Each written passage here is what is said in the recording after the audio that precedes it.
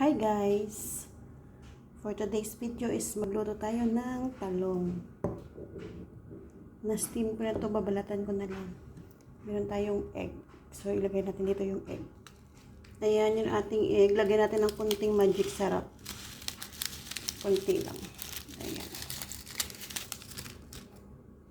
So batihin.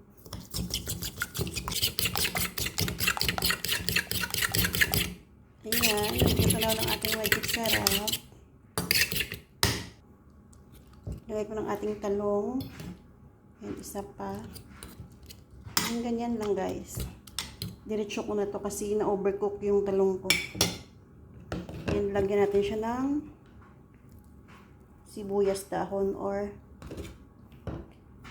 green onion. And mix. Sarap to for sure.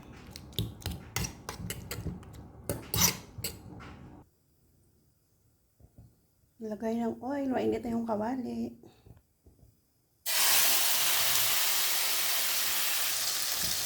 Ayan na. Ayan na guys, yung talong natin medyo na disaster. Pero luto na yan. May ulam na tayo for lunch.